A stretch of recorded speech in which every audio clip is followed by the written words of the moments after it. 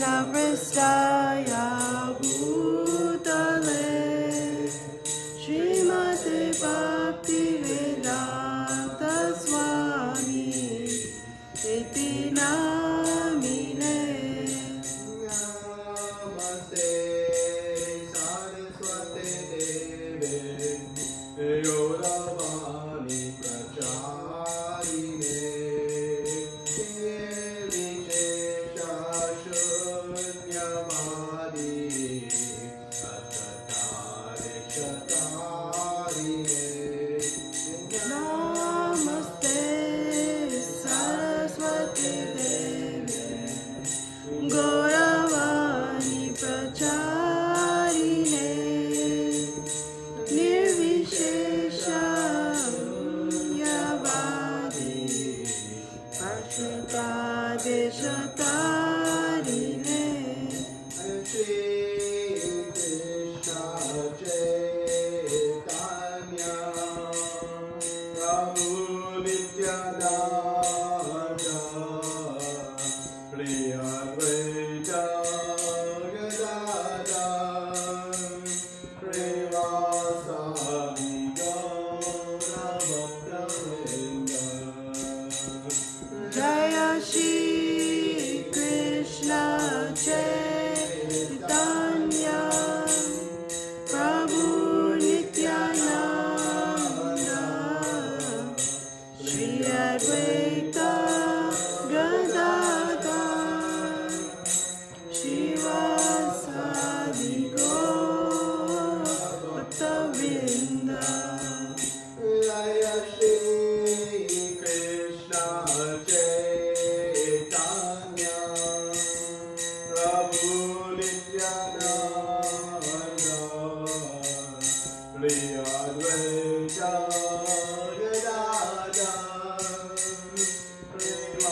Srivasadi Gaur-Bhakta-vrinda Jaya Shri Krishna Chaitanya Prabhu Nityananda Shri Advaita Gadadhar Shivasadi Gaur-Bhakta-vrinda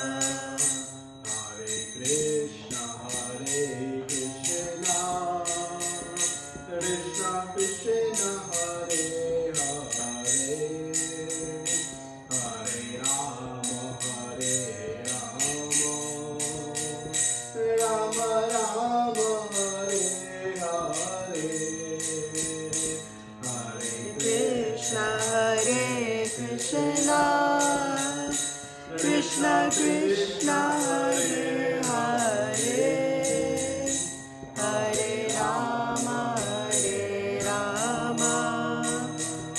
Rama Rama, Hare Hare, Hare Krishna Hare Krishna Krishna Krishna Hare Hare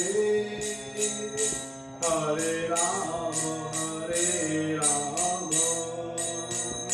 Rama Rama Hare Hare Hare Krishna, Krishna Krishna, Hare Hare, Hare Rama, Rama Rama, Hare Hare. Hare Krishna Krishna Krishna Hare Hare Hare Rama Rama Rama Hare Hare Hare Krishna, Krishna Krishna, Hare Hare, Hare Rama,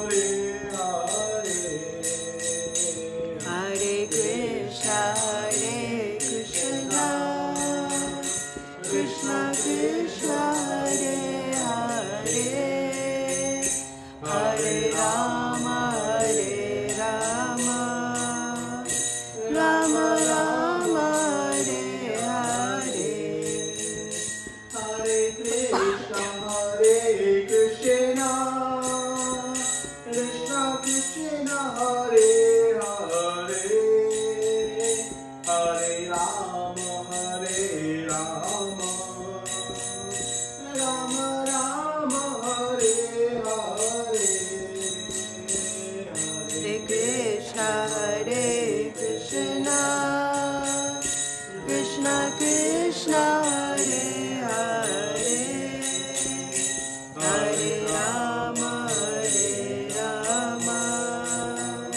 Rama Rama, Hare Hare. Hare Krishna, Krishna Krishna, Hare Hare, Hare Rama, Rama Rama, Hare Hare. Hare Krishna, Krishna Krishna, Hare Hare, Hare Rama, Rama Rama, Hare Hare. Hare Krishna, Krishna Krishna, Hare Hare, Hare Rama, Rama Rama, Hare Hare. Hare Krishna, Krishna Krishna, Hare Hare, Hare Rama, Rama Rama, Hare Hare. Hare Krishna, Krishna Krishna, Hare Hare, Hare Rama, Rama Rama, Hare Hare. Hare Krishna, Krishna Krishna, Hare Hare, Hare Rama, Rama Rama, Hare Hare. Hare Krishna, Krishna Krishna, Hare Hare, Hare Rama, Rama Rama, Hare Hare.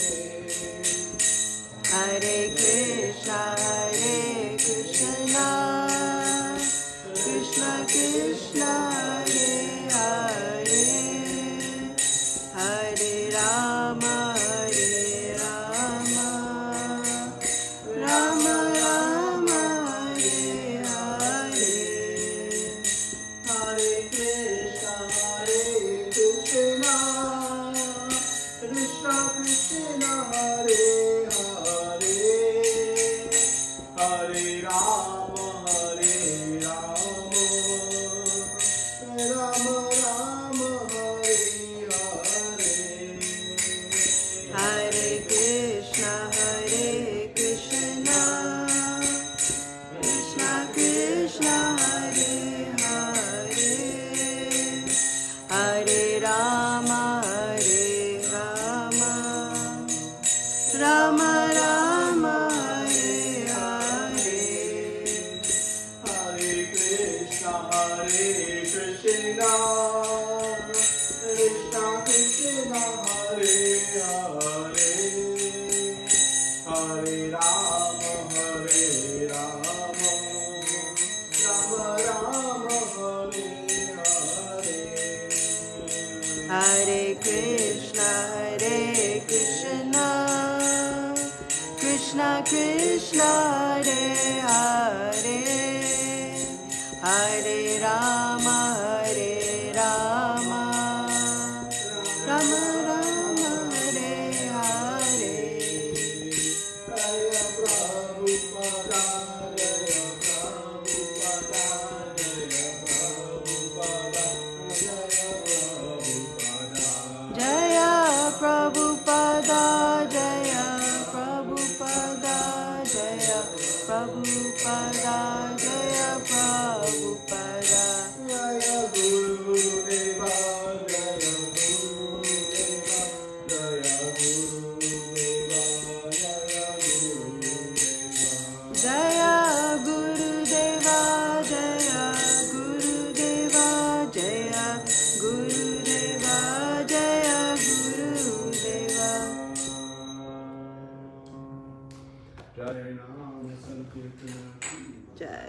Prabhupada ki Jai. Anantokoti Vaishnavinda.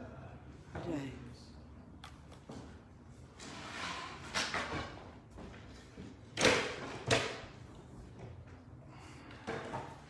Hare Krishna.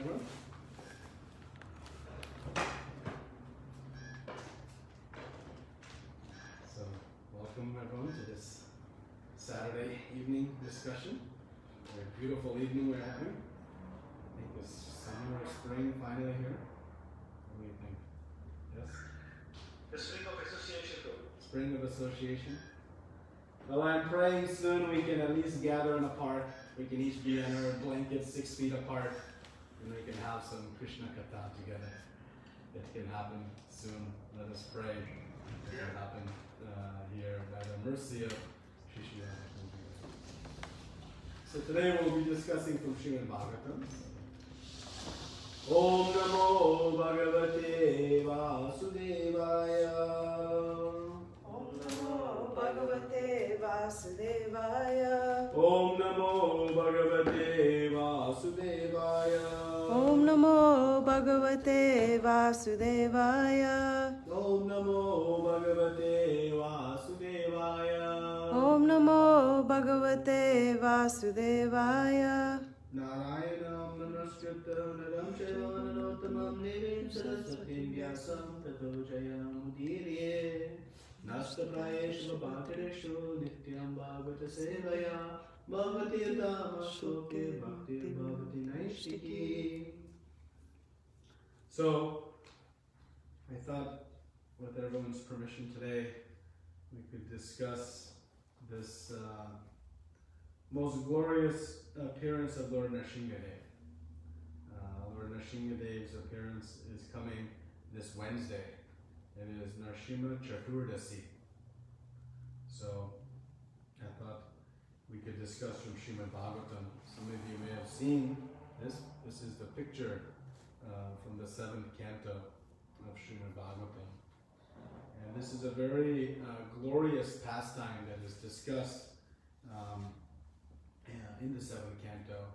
It takes up most of the 7th canto. Great detail is given. And we know that Parikshit Maharaj, who had limited time, he had only 7 days to hear from Shukadev Goswami.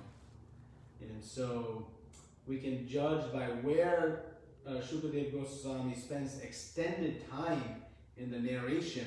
It must have some greater importance, because when time is limited, we use it very wisely.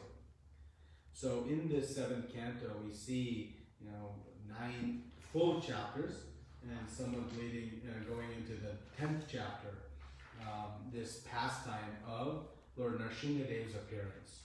So from that, we can gauge its very significant importance to us in the process of devotional service. This pastime is very powerful for us, and we'll discuss that today.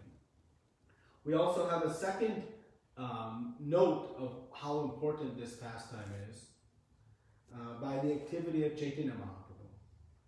When Chaitanya Mahaprabhu would go to Tota Gopinath temple and hear Srimad Bhagavatam daily from the lips of Gadadhar Pandit, he would ask Gadadhar Pandit to constantly repeat this pastime.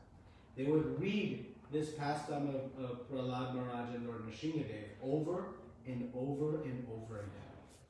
Actually, this pastime and the pastime of Dhruva Maharaj were the two that Gadadhar Pandit would read for the pleasure of Chaitanya Mahaprabhu.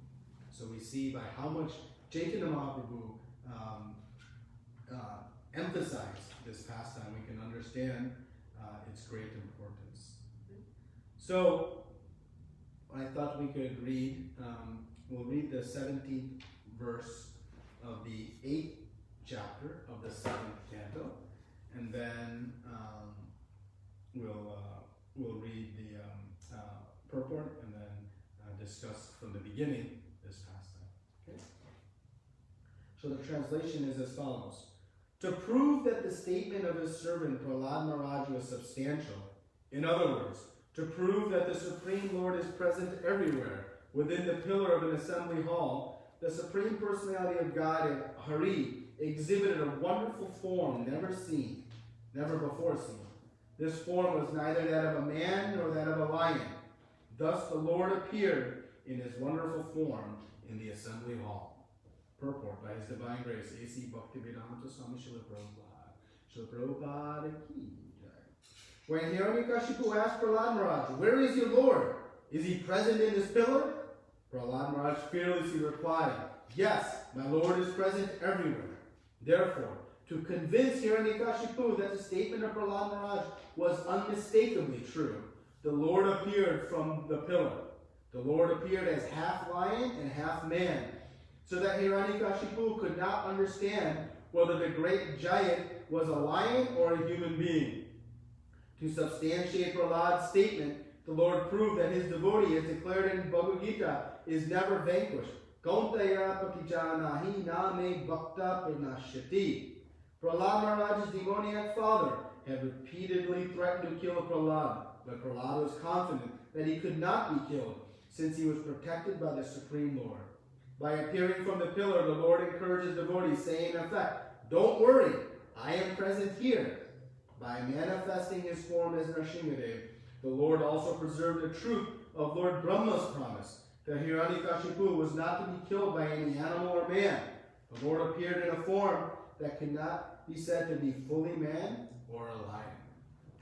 Om Jnana Timirandasya Jnananjana Shalakaya Chakshurumilitam Yena Tasmai Shri Gurave Namaha Shri Chaitanya Manobishtam Stapitam Yena Bhutale Swayam Rupa Kadamayam Darapi Swapadantikam Vandeyam Shri Guru Shri Uta Parakamalam Shri Guru Vaishnavamsha Shri Rupam Sagajatam Sagana Raghunatam Vitam Tam Sajivam Sadvaitam Savadutam Paridana Saitam Krishna Chaitanya Devam Shri Radha Krishna Padam Sagana Lalita Shri Vishakan Vitamscha Hey Krishna Karuna Sindhu Dinabandho Jagatpate Gopesha Gopika Kanta Radha Kanta Namostute Tapta Kanchana Gaurangi Radhe Vrindavaneshwari Vrishabhanu Sute Devi Paramami Hari Priye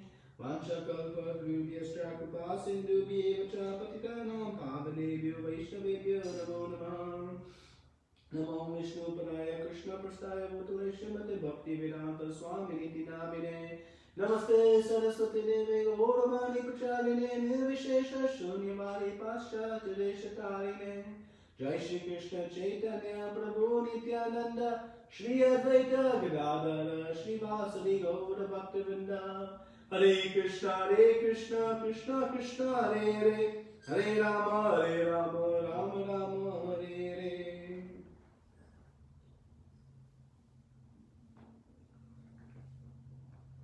Hare Krishna, everyone. So thank you for joining today, and we can have a nice discussion today about Lord Nrsimhadev. So I don't see so many cameras on, but just a question: how many are very familiar with the pastimes of Lord Nrsimhadev? Anyone is, or not so familiar? So some familiarity with the pastimes. So a little bit, not much. Okay, good. Not? Oh, okay, good. That is good, because today we have then a chance to hear. So I thought today, instead of going deep into a particular aspect of this pastime, we would talk about the overview and keep it a little bit more, narrative form versus deep philosophy. Of course, there's tons of very instructive philosophy in this pastime and so many learnings. But we'll narrate the pastime from sort of beginning to end, and we'll pick a few spots where we'll take a pause and go a little bit deeper into some of the philosophy. But in the end of this, we'll have a good full understanding of this pastime in summary form.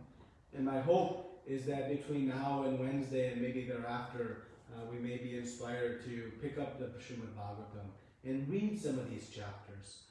They're so sweet and so full of nectar and full of instructions. So that is my hope and goal today, that we all may become inspired to read a few of these chapters at least, between now and Nrsimhadev's appearance day on Wednesday.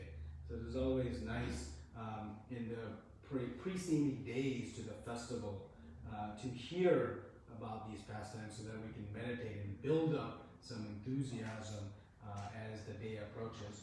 It's a very important day in our Vedic calendar.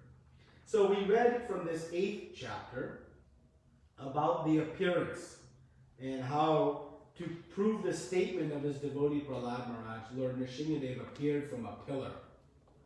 And he appeared after the pillar was struck with a fist by Hiranyakashipu. So how we got to this point, now let's rewind 8 chapters. And we go to the very beginning of the 7th canto in the 1st chapter. And we'll just go kind of chapter by chapter a little bit. And so in the beginning of this chapter, there is a conversation between Yudhishthira Maharaj and Narada Muni about how the Supreme Lord is impartial. And this impartial feature is being discussed, and many different topics are raised, including how Shishupal was was killed in the assembly at the Rajasuya sacrifice, and Narada Muni just mentions about this pastime of Hiranyakashipu and how he tried to kill his son Prahlad Maharaj. And Yudhishthira Maharaj was very intrigued by this, how some father could try to kill his son. And so please explain that to me. So he said, okay, let me begin to explain. So he begins to explain the pastimes of Hiranyakashipu beginning in chapter 2. So Hiranyakashipu was a great demon. And he had a brother. Demons typically come in family. So he had a brother who was also of like mind. And his name was Hiranyaksh. And Hiranyaksh and Hiranyakashipu were very powerful demons. And Lord Varaha came and killed Hiranyaksh. They fought in a battle, and he was killed by Lord Varaha. And so Hiranyakashipu became very envious of Lord Vishnu, very angry. And he wanted to avenge the death of his brother. And so he took a vow that he would slice the head of Lord Vishnu. Now we can see immediately, in the very beginning of this pastime, the extraordinary foolishness of Hiranyakashipu and how misguided he was. But being a demon, he had very ill intentions in mind. And so after the death of his brother, he actually spoke great philosophy and pacified his nephews, the sons of his brother, and explained to him how that this is, we're just the nature of the course of nature, and we're going to be born and die, and all this nice high philosophy. Yet he clearly did not understand the application of it, because then Hiranyakashipu goes to acquire great power. So he is known that the Devatas and other great personalities, they have acquired great potency by doing tapasya, austerity. So Hiranyakashipu, realizing, okay, I can't maybe acquire this power on my own, but let me go over. So he goes to the northern Himalaya mountain region, and he's standing in one valley, and he performs intense tapasya. Now, we have Ekadashi tomorrow, and sometimes they I better stock up today, eat up, tomorrow's a fasting day, and then, the next day we sort of recover again. So for one day at tapasya, we have 2 or 3 days of planning and preparation and stoking like that. Well, Hiranyakashipu, he performed intense austerity. No eating, no drinking, full nirjala for thousands of years. He was standing on his tippy toes, not flat-footed, but standing on his tippy toes, hands raised, and he was performing intense austerity. And this austerity was so intense that heat was starting to emanate from his head, and the whole universe was beginning to become inundated with heat.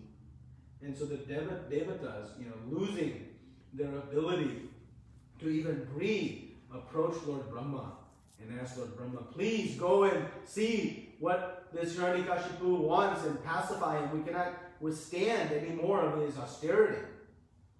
And so Lord Brahma comes with his water pot, and he's looking, and he doesn't see Hiranyakashipu. All he sees is a giant anthill. He had been in such fixed meditation that an anthill had formed all around his body. And he was completely emaciated. There was just bones left. There was not even like any structure. And Lord Brahma sprinkles some water from his pot on the head of Hiranyakashipu and pacifies the heat, and Hiranyakashipu regains his form, his very powerful form. So Hiranyakashipu then asked Lord Brahma for a boon. Right? The demons, they perform austerity, tapasya, for some boon, some benediction, some return. And we'll see how Lord Prahlad Maharaj also treats the request of the boon later in the pastime. So Hiranyakashipu asked for the boon that I want to be immortal. He wanted to, of course, kill Lord Vishnu. So he said, let me be immortal. So Lord Brahma said, well, I'm not immortal, so I cannot give you immortality. So Hiranyakashipu thought, okay, let me try to outsmart Lord Brahma. He said, okay, you won't give me immortality? Fine. Let me show you. He says, okay, you give me the boon that I'll not be killed in the air or on the ground. Lord Brahma says, granted. He says, give me the boon that I'll not be killed by any human or any animal. Granted. I'll not be killed in the day or the night. Granted. I'll not be killed by any weapons. Granted. I'll not be killed inside or outside. Granted. And so like this, Hiranyakashipu, okay, I have all my bases covered. Everything is covered. Now, I'll be safe. So equipped with this sense of immortality, Hiranyakashipu begins to enact a reign of terror on the whole universe like it's never been seen before. He went straight to the heavenly planets. He usurped Lord Indra's kingdom, kicked him out, sat on his throne, and began to rule with fierce terror. Everybody was in complete fear except for Lord Brahma, Lord Shiva, and Lord Vishnu. Besides these three personalities, the great, great sages, while they were cursing him, they were following his every command. Mother Earth was so scared that she would give crops without even the fields being cultivated. So fearful. The rivers, fearful of his anger, were producing jewels. Rains would happen whenever Hiranyakashipu wanted it. Everyone was under his control. He would raise his eyes and people would go scattering. So like this, he enacted so much terror, and he was disturbing the brahmanas, killing the cows, and just doing so many heinous activities. And this is the nature of the demon. And he was, overcome by this lust and this sense for power. And so Hiranyakashipu is enacting this reign of terror. And so the demigods go to Lord Vishnu through Lord Brahma again and say, please help us. Please help us. We know when there is no other hope, then we go to the Supreme Lord. But actually, we should approach the Lord in all circumstances of life. But the reign of Hiranyakashipu led them. And so Lord Vishnu assures them, don't worry. I will come and take care of this Hiranyakashipu. So after enacting this reign of terror and this plan to become immortal, we come to the 5th chapter. And here, Shukadev Goswami is narrating the part where Narada Muni is speaking to Yudhishthira Maharaj about the saintly son of Hiranyakashipu. And who is that saintly son of Hiranyakashipu? None other than Prahlad Maharaj. Now, this great, great demon has given birth to one of the 12 Mahajans, great devotee and acharya, to show the path of devotional service. So we'll discuss how that happened in the next chapter. But let us see the character of Prahlad Maharaj. So Prahlad Maharaj was just a 5-year-old boy. The whole of the universe was trembling in fear of Hiranyakashipu. Great devatas, Lord Indra, rishis, powerful kshatriyas, all of them were under the absolute control of Hiranyakashipu. Now we would think with that type of power, that type of wealth, that type of control, one would be satisfied, would they not? But this is the nature of material desires. No matter what we have, we'll always want more. And we'll see, though every living entity within the universe was under his control, there was Prahlad Maharaj, his own son, who was not.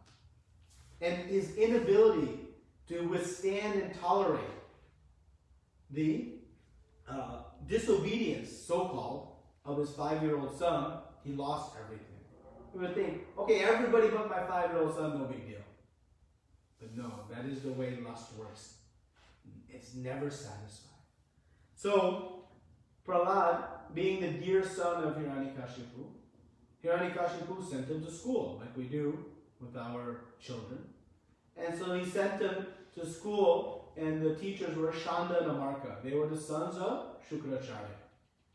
And Shanda and Amarka were teaching Prahlad Maharaj and all the young boys about all kinds of philosophy. Unfortunately, they were teaching him demon philosophy. How to do politics and how to create battle over each other and how to be duplicitous and all these things. So one day, Hiranyakashipu was seated in his palace, on his throne. And Hiranyakashipu took Prahlad on his lap and very sweetly inquired from Prahlad Maharaj, my dear son, of all the subjects you have studied, what do you consider to be the best? And Hiranyakashipu was, like we ask our children, what did you learn in school today? What are you enjoying in school? He had sent him to the best of best schools, he thought. So here, how Prahlad Maharaj replies. This is verse number 5 of chapter 5, and Prahlad Maharaj replies. Prahlad Maharaj replied, O best of the Asuras. No, he doesn't call, O father. He says, O best of the demons. Demons like to be called demons. So Prahlad Maharaj, no, he showed respect. O best of the Asuras, king of demons. As far as I learned from my spiritual master, any person who has accepted a temporary body and temporary household life is certainly embarrassed by anxiety because of having fallen in a dark well where there is no water but only suffering. One should give up this position and go to the forest, Vana. More clearly, one should go to Vrindavan, where only Krishna consciousness is prevalent, and should thus take shelter of the Supreme Personality of Godhead. So you can imagine.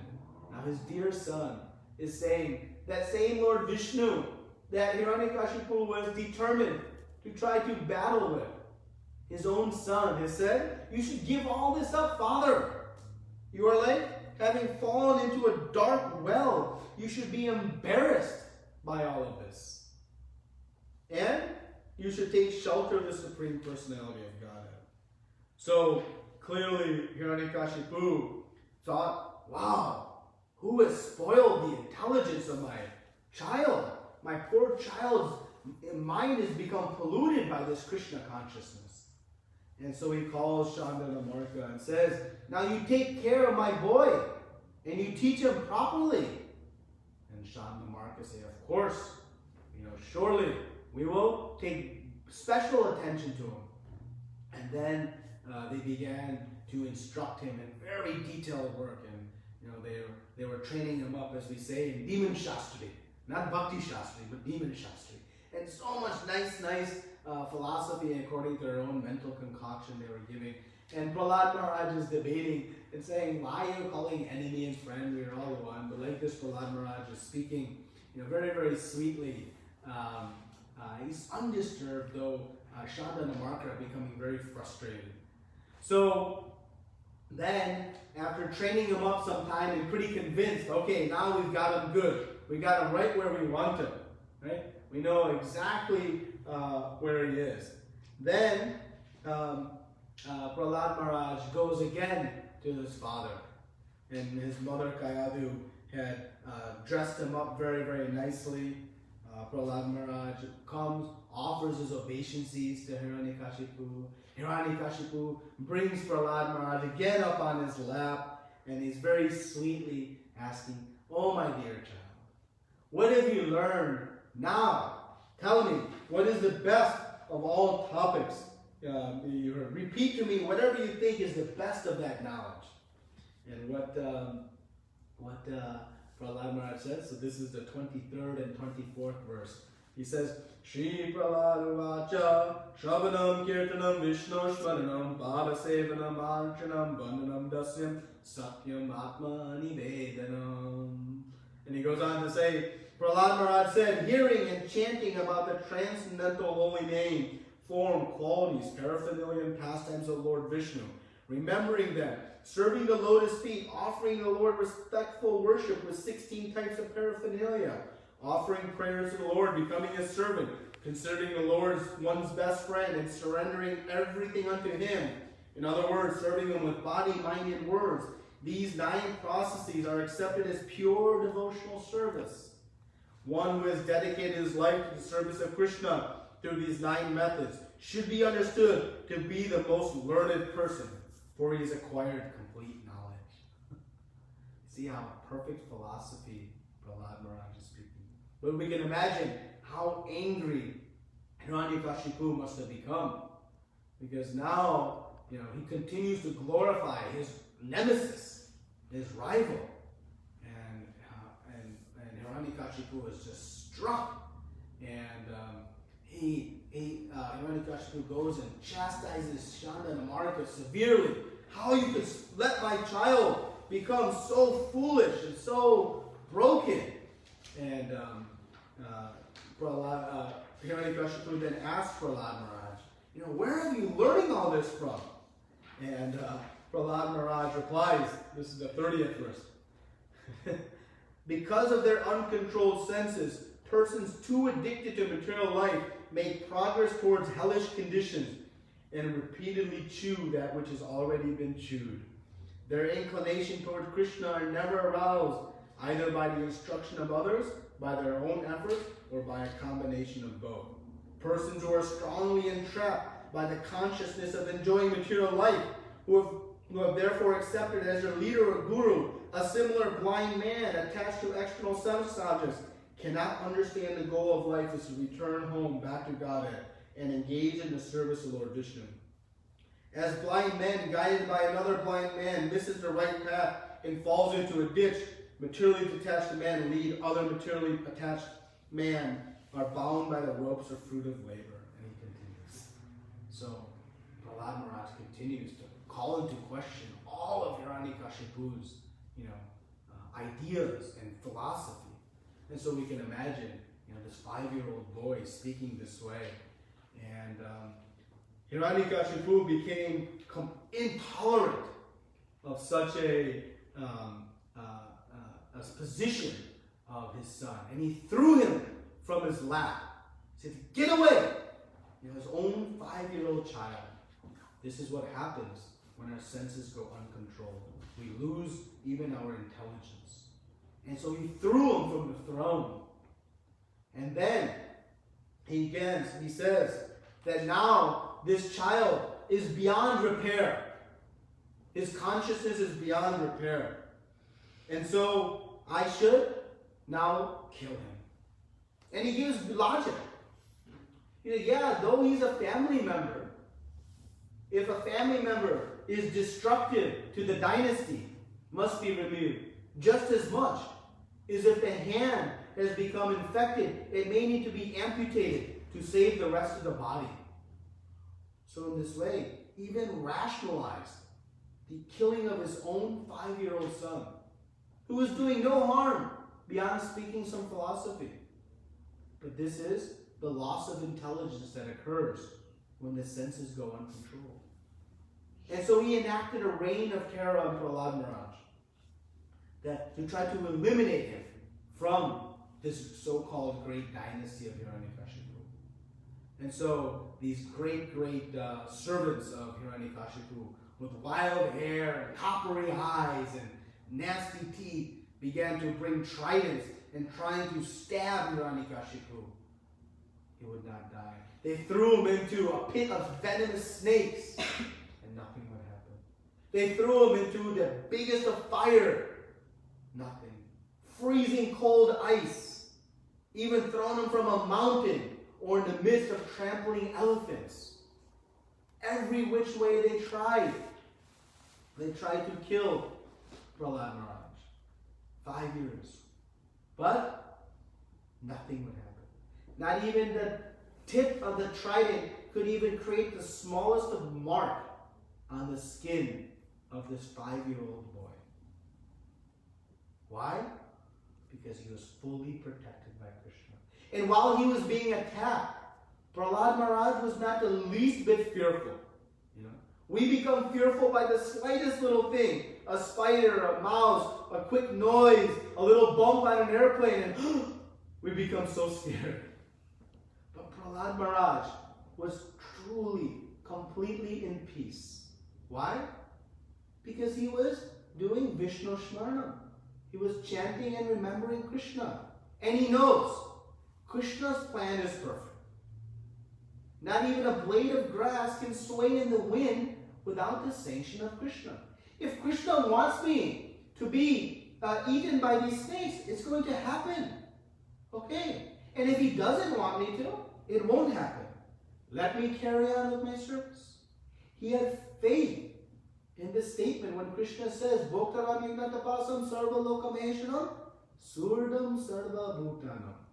That Krishna is my ever well-wisher. Yes, my father is not my well-wisher. Clearly he's trying to kill me. But Krishna, my supreme father, is my greatest well-wisher. And so equipped with Krishna consciousness, in the midst of the greatest calamities and greatest fears, Prahlad Maharaj was fully at peace. He had no fear. And this is the instruction for us. This is how one becomes fearless. Following in the footsteps of Prahlad Maharaj. This is the only way to become fearless. In Srimad Bhagavatam is explained that as soon as one becomes maturely inclined, one becomes full of fear. Because the devotee knows, I don't fear losing this body, I fear losing my relationship with Krishna. And Krishna says that relationship is eternal. It is never to be lost. So in the midst of any material circumstance, one can be very peaceful. And Prahlad Maharaj, this 5-year-old boy, is showing us such perfection of activity. So all these attempts, and nothing is happening. And Hiranyakashipu is struck that this mere child, how he is remaining fearless. And he uses this very wonderful statement. He says, Shuna Shekha. He says, it is like a dog's curved tail. No matter how much I try to straighten it, it always curls back. This boy, no matter how much I try to shake fear into him, he remains fearless. And what can I do? He has no idea. And so, Hiranyakashipu becomes very lamenting and very saddened. And he basically gives up. And he is despondent. And Shanda and Amarka say, okay, don't worry, Hiranyakashipu, we'll take this boy back and we'll really train him up. And so they take Prahlad Maharaj back to school. And they begin to train him up. So all these failed attempts and nothing was happening. But now in the 6th chapter, we see that Prahlad Maharaj when he went back to school, what he started to do? He started to preach. He started to instruct. Why you boys are interested in these activities? Come, sit. Let us have Bhakti Shastra. Let us discuss the real purpose of life. Let us discuss who you are as part and parcel of Krishna. Let us discuss who is our Supreme Father, the potency of chanting the holy names. And like this, he was instructing all the boys, all 5, 6-year-old boys. And they were becoming in bliss, hearing this wonderful Krishna Katha from Prahlad Maharaj. And Prahlad Maharaj is explaining such great, great philosophy. And then, the boys kind of inquire, Prahlad Maharaj, we are not hearing any of this stuff. Shanda and Amarka are not teaching us this. Fathers are not teaching. Where do you have heard all this? So in the 7th chapter, we hear the story of how Prahlad Maharaj, in the dynasty of this great demon, became such a pure devotee. And it shows us the power of association and the power of hearing. So when Hiranyakashipu went to do his tapasya, the demigods, thinking now is our opportunity, they came and they began to destroy all the demons. They took back some palaces and there was a great battles. And Kayadu, the mother of Prahlad Maharaj, the wife of Hiranyakashipu, she was at that time pregnant, carrying Prahlad Maharaj in her womb. And so she began to flee. But the demigods, seeing that, wait a minute, this Kayadu is carrying a baby, better we kidnap her and wait for this baby to be born and then we'll kill her. Thinking, if this demon here, Hiranyakashipu, is so bad, what his child must be like. So they kidnap Kayadu and they're taking her away. And fortunately, Narada Muni comes upon the scene and says, what are you doing? You cannot kidnap a woman. Have you lost all your mind? And they said, no, don't you know? Junior Hiranyakashipu is in the womb here. It's going to wreak terror.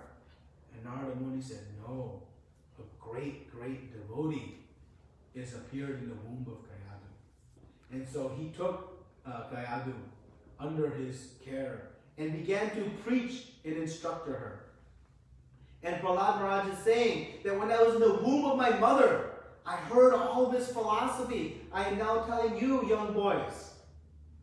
And I heard pure Krishna consciousness, this process of bhakti. So when does the hearing become potent? When the child is in the womb of a mother, that hearing is potent.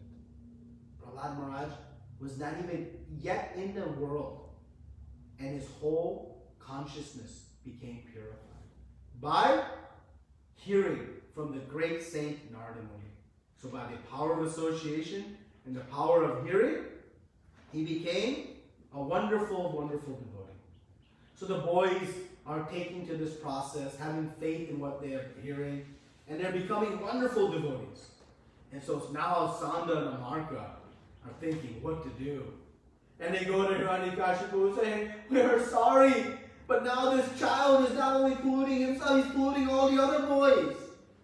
And this was the last straw. Hiranyakashipu said, now I must take matters into my own hands. The others could not kill you. I'll take matters into my own hands. So in chapter 8, verses 3 and 4, I'll just read some of the verses. Hiranyakashipu said, O most impudent, most unintelligent disruptor of the family, O lowest of mankind, you have violated my power to rule you. Therefore you are an obstinate fool. Today I shall send you to the place of Yamaraj.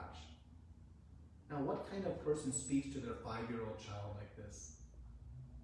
Only one who is truly disturbed, has no consciousness. My son Prahlad, you rascal, you know that when I am angry, all the planets of the 3 worlds tremble, along with their chief rulers. By whose power has a rascal like you become so impudent that you appear fearless and overstep my power to rule you? Where did you get your power? He's asking. So Prahlad Maharaj replies. Prahlad Maharaj said, my dear king, the source of my strength, of which you are asking, is also the source of yours. Indeed, the original source of all kinds of strength is one. He is not only your strength or mine, but the only strength for everyone. Without him, no one can get any strength. Whether moving or non-moving, superior, inferior, everyone, including Lord Brahma, is controlled by the strength of the Supreme Personality of Godhead. You can imagine the rage that is building in Hiranyakashipu. And so Prahlad Maharaj continues, my dear father, please give up your demoniac mentality. Don't discriminate in your heart between enemies and friends. Make your mind equipoise towards everyone. Except for the uncontrolled and misguided mind, there is no enemy in this world. When one sees everyone on the platform of equality, one then comes to the position of worshiping the Lord perfectly. Our only enemy, as Prahlad Maharaj is saying, is the uncontrolled mind. That can wreak havoc on everything. Prahlad Maharaj continues, in former times there were many fools like you who did not conquer the 6 enemies that steal away the wealth of the body. Those fools were very proud, thinking, I have conquered all enemies in all 10 directions. But if a person is victorious over the 6 enemies and is equipoised toward all living entities, for him there are no enemies. Enemies are merely imagined by ignorance. So you can see Prahlad Maharaj is speaking very powerfully of these 6 enemies, the senses and the mind. So Hiranyakashipu replies, you rascal, you're trying to minimize my value as if you're better than me at controlling the senses? This is over-intelligent. I can therefore understand what you desire is to die at my hands. For this kind of nonsensical talk is indulged by those who are about to die. And so Hiranyakashipu says, now I will kill you. And then he challenges Prahlad Maharaj. He says, where is your Lord going to protect you now? Now that you are subject to my wrath of death. And Hiranyakashipu, desiring to kill his son, he asks, is your so-called Lord even in this pillar? And thus, we read the 17th verse to prove that statement of the servant Prahlad Maharaj was substantial. In other words, to prove that the Supreme Lord is present everywhere, even within the pillar of the assembly hall, the Supreme Personality of Godhead, Hari, exhibited a wonderful form never before seen. The form was neither that of a man nor of a lion. Thus the Lord appeared in his wonderful form in the assembly hall. So to make whole the statement of Prahlad Maharaj, yes, even my Lord is in the pillar. And Hiranyakashipu shattered the pillar. And out came a thunderous roar that shaked the planets. And the Supreme Personality of Godhead appeared in the form of Lord Nrsimhadev. Jai Nrsimhadev. He appeared in the form of half man, half lion. And he began to battle Hiranyakashipu. And in the effulgence of the Supreme Lord, Hiranyakashipu seemed like a tiny insect running into fire. Nothing in the comparison of the Lord. And Lord Nrsimhadev took Hiranyakashipu into the threshold of the house. Not inside, outside. Sat up on the throne, not on the ground and not in the air. And with his own hands, no weapon.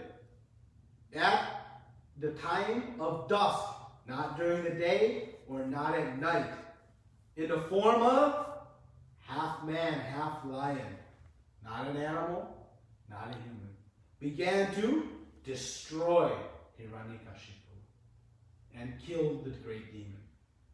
So he not only appeared from the pillar to uphold the statement of Prahlad Maharaj, he also appeared in the form and killed in a way to uphold the benediction that Lord Brahma gave.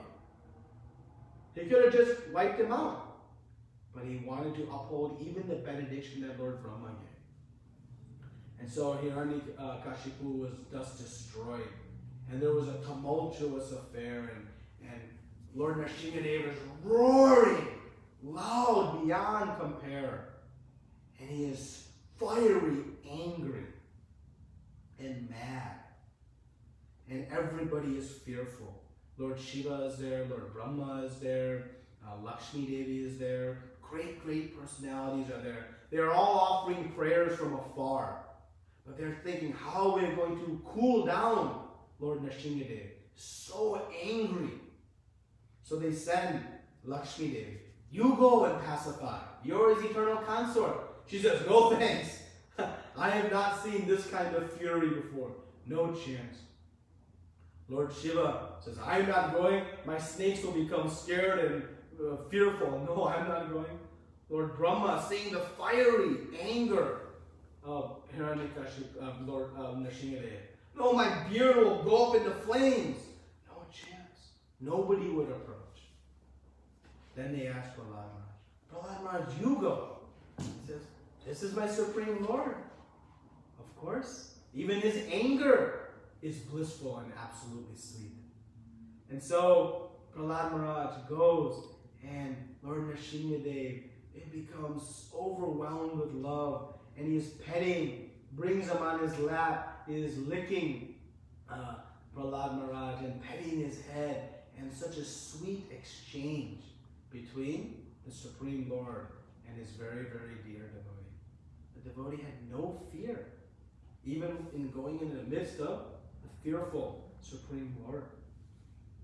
And so Prahlad Maharaj then offers very, very sweet prayers. These prayers come in chapter 9.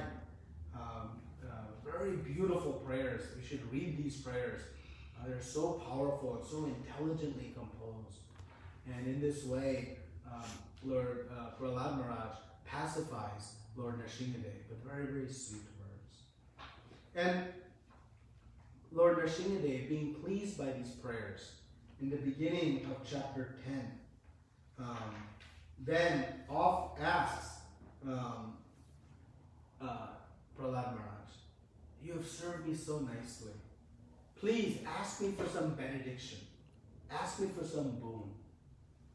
And Prahlad Maharaj says that I want nothing, no material boon. I have seen with my own eyes the destructive nature of all these material boons. They only lead to loss of intelligence, anger, and complete ruination. If you want to give me a boon, please give me the boon that I'll be never tempted to ask you for a boon. So intelligent. He says, please give me the benediction that I will never be tempted to ask for some material reward from you. And Lord Nrsimhadev says, my dear Prahlad Maharaj, you are so sweet. Please ask something. And Prahlad Maharaj says, my dear Lord, please, I know my father was purified by having your darshan before he left this body. But please forgive him for everything that he has done. See the nature of a devotee, even at age 5, compared to the nature of a demon. And he asks for forgiveness of his father. And Lord Nrsimhadev says what? Your father has already been delivered because you are my devotee. 21 generations before you have all been liberated. Wow. This is the power of Krishna consciousness. By one becoming a devotee, 21 generations prior and forward can be liberated. So this is the wonderful boon that the devotion of Prahlad Maharaj. And so in this way, Prahlad Maharaj pacified Lord Nrsimhadev. Lord Nrsimhadev thereafter left. Prahlad Maharaj grows up and then goes on to rule the world in a very wonderful way, and that continues. And so this is the very instructive pastimes. And there are many lessons. We'll just summarize here quickly in this pastime, but just a few of them. One, when do we start our Krishna consciousness? In the womb of our mother. If we have already left the womb of our mother, then wherever we are, we start today. This idea that spirituality is a retirement program is foolish. As foolish as Hiranyakashipu's foolishness. So Prahlad Maharaj learned by the power of Shravanam, hearing from the mouth of a pure devotee like Narada Muni, like Srila Prabhupada, has such potent effect that it can transform our hearts so quickly. The source of our protection, how Prahlad Maharaj was so fearless. It was faith in Krishna. Our own ability to protect ourselves is limited. We're seeing it right now. The ability of our parents to protect us is limited. The ability of the state to protect us is limited. But what is the ability of the Supreme Personality of Godhead to protect us? It is unlimited. And Prahlad Maharaj had faith. Not even a grass can sway in the wind without the will of the Lord. And so with this meditation on Krishna, he remained fearless in the midst of the most fearful circumstances. 4. Krishna is so loving to us. Lord Nrsimhadev, he is our protector. But he is not our protector of our body. He is the protector of our bhakti. When we go to the insurance agency, we ask to protect those assets that we value most. We don't insure our garbage. We don't insure our shoes. We don't insure silly things. We insure the things that we value, our house, our car, our life. But what is it that we really want to protect? It is our bhakti. And Lord Nrsimhadev is the protector of our bhakti. And so we pray to him for protection on the path of devotional service. Yes, we may encounter obstacles, we may encounter challenges, we may encounter setbacks. But by the mercy of Lord Nrsimhadev, we'll remain protected in all circumstances. And of course, when our bhakti is protected, all aspects of our life are protected as well. And so, Lord Nrsimhadev emerged from a pillar. What great personality. When they come in a royal parade, on a red carpet, with a marching band, and so much pomp and circumstance. But the Lord is so loving that he is even willing to appear from a stone pillar just to uphold the words of his devotee. This is how much the Supreme Lord loves his devotees, and how much his devotees love the Supreme Lord. And finally, why was Lord Nrsimhadev so angry? We read in Krishna book, when Krishna is fighting the demons, he is playing, he is laughing, they are having a good time. But why he is so angry? Because when the demons were coming, they were coming to attack him. Krishna does not get upset. That's like play for him. But Hiranyakashipu was committing offenses to Krishna's devotee. Krishna says, you can mess with me, no problem, but don't mess with my devotee. And that's Nrsimhadev comes with a rage of terror, not uncontrolled senses terror, but out of his love for his devotee.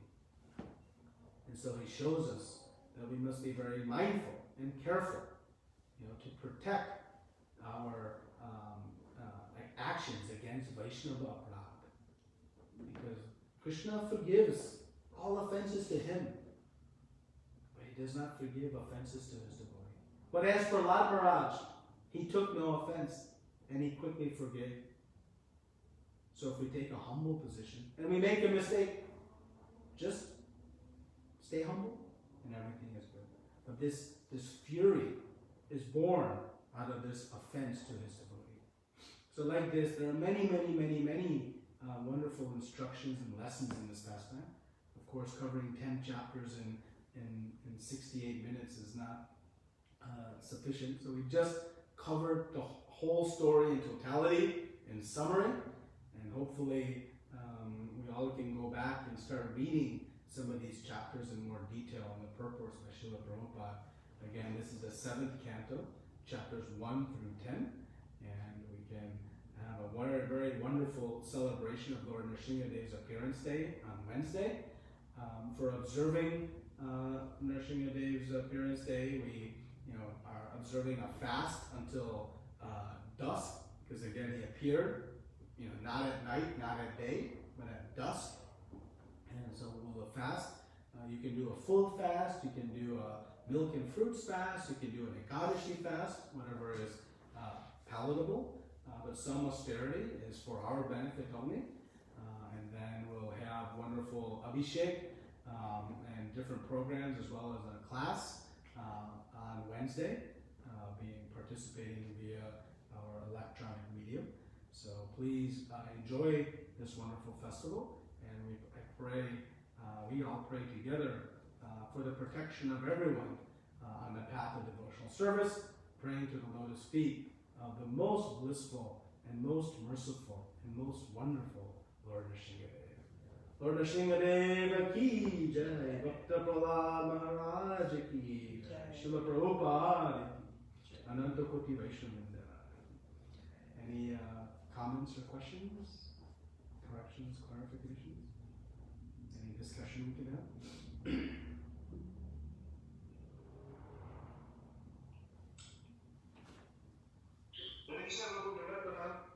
Lovely class yet again. Hare Krishna. And now if you ask the same question, who knows the passages of Hirakashipu, then I'll raise my hands all the way up. Who knows the pastimes of Hiranyakashipu? My hand is raised. Okay. Thank you, Prabhu. Hare Krishna. Thank you. Thank you, Prabhuji. Very nicely and detailed description and the sequence of events. And the beautiful part of this last, you mentioned what are the lessons we can learn from this pastime. So probably my question is, out of we have Brahma, Shiva, Vishnu. I always wonder, we have so many stories behind these demons, praying to the God and get some boon. So why they always go for Brahma, either Brahma or Shiva? Yeah. Whereas they probably they know that even if I get something, I'm definitely going to be defeated by someone, right? Yeah. So why these demons, they never pray for Vishnu or Krishna? Yeah. Give me some bhakti or some, give me something. It's difficult because that's why they are demons, but still, why they always go for them and this Brahma and Vishnu probably. Yeah. They also know that whatever these guys are asking is wrong, right? Yeah. So, yeah, and we should understand that, look, let's be real. This whole world is full of mini Hiranyakashipus. This is not some ancient history. Think about the various demoniac activities that are taking place on a daily basis. How many billions of animals are being slaughtered? How many babies are being killed? How much, violence is being done? How much the earth is being destroyed with so many different activities? And so we see it today as well. It's not like a historical fact. It's a current circumstance as well. And so a demon is not one with, big teeth and fiery eyes. A demon is about consciousness. And Krishna says in the Bhagavad Gita, you're either a Sura or an Asura. You're either divine or demoniac. There's no in between. You're either following Shastra or you're not. And so we see, around us, most are not following Shastra. But many, I would say most, are not following out of ignorance, out of avidya, not knowing that I don't know what is best for me. And so I work with what I have, which is I'm conditioned to, try to enjoy my senses. And when I try to enjoy those senses, it creates lust. And lust grows uncontrollably, like a wildfire, right? A wildfire starts with the smallest of spark. And it ends in the most destructive of circumstance. That's lust. It starts small. And the senses go uncontrolled. This idea. So, we have philosophy, we know, but we still can't control it by lust, right? Just like, someone who is taking to some bad behavior. On the package of the cigarettes, it says, this will kill you. It says right there. But still, because of this uncontrolled senses, we carry forward. Right? So that is the reason. So how to conquer that? It is only by Krishna consciousness. So how one will come to know? Wait a minute, there is a higher opportunity. Ruling these three worlds is nothing compared to love with Krishna. Well, that is the role of the devotees, to try to share and spread this message and explain, my dear sir, you are chasing after material wealth. It is all temporary. It is never going to result in the happiness you aspire for. How about trying this? And like that, we can try to, based on one's ability to hear, explain and try to educate. Because most are doing just, they don't know anything better. If we think of the consciousness around us, why so many people are willing to slit the throats of animals? It's just culture, social norms. They don't really know better. But we can help by shining a light on these activities, right? So it's uncontrolled senses and ignorance. And that's what we can try to help bring about by showing the process to control the senses, by revealing knowledge of knowing who we are and who is Krishna, and curing this ignorance. In that way, the world can be saved. Thank you, Guru. Hare Krishna. Thank you. Prabhuji, I have a question. Yes. So, even though Hiranyakashipu tries to harm Prahlad Maharaj on multiple occasions, but still the heart of a pure devotee, he's no, he should be not punished and he should have salvation. So it seems practically impossible. I know I have asked this multiple times from you. It seems so impossible to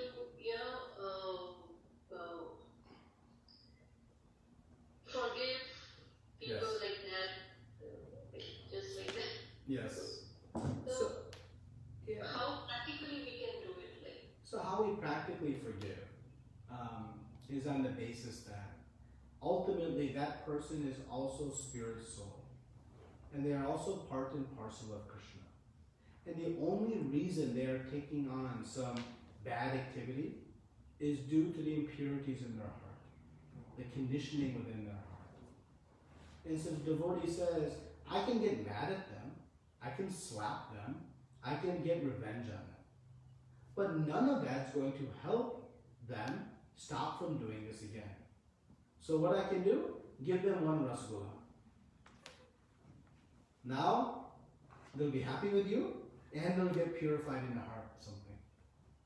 Give them one picture of Krishna. Something. Right? So the devotee sees what is the root cause of this action. It is simply the impurities in the heart. The spirit soul is pure. They are also part and parcel of Krishna. And so thus the devotee has no enemies. As Prahlad Maharaj says, the only enemy is the uncontrolled mind and the uncontrolled senses. Because every living entity is a child of Krishna. So we start to see that this person is, okay, they're acting this way. What can we do? Let's show some mercy. And we, as a recipient, somebody calls me ugly, they start making fun of me, talking about me. Does that matter? In the end of the day, what matters is my relationship with Krishna. So yes, my reputation may be damaged. My ego may be bruised. But my bhakti, my relationship with Krishna, is untouched by that material circumstance. So one learns tolerance. Titiksha is one of the Brahminical qualities, to tolerate. Now, there's practical as well. We cannot imitate Prahlad Maharaj. If thrown in a pit of snakes, we'll not be able to imitate. Right? So there is aspects of we have to protect ourselves. We have to be practical as well. So, but we follow the principles, and the idea.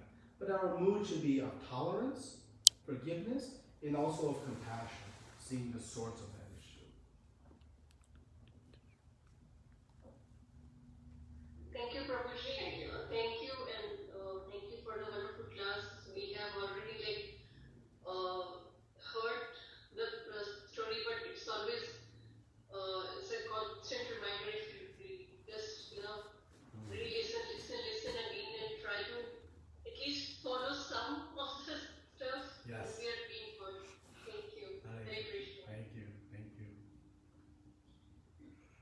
Hare Krishna, Prabhuji. Hare Krishna, Mataji.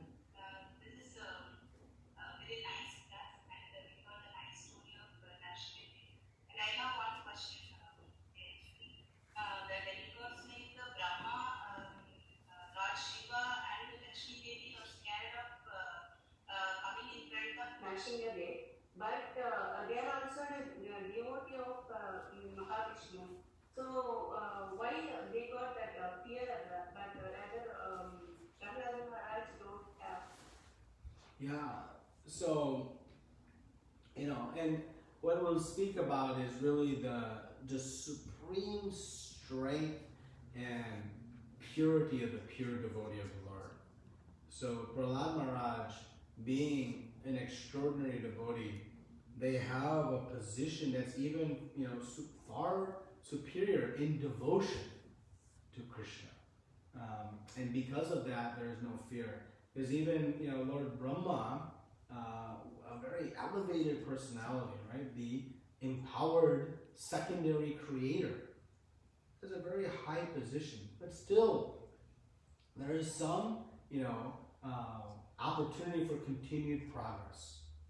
But the pure devotee of the Lord, like Prahlad Maharaj, is so in sync with Krishna that there is never a circumstance where there is that condition of broken love.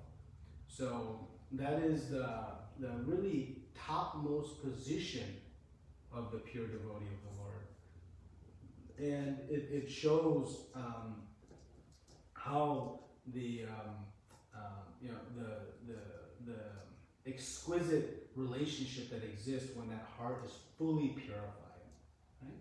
So that is it speaks to us about the potency of the pure devotee. Is that okay, Mataji? Right. Yeah. Any other comments or questions?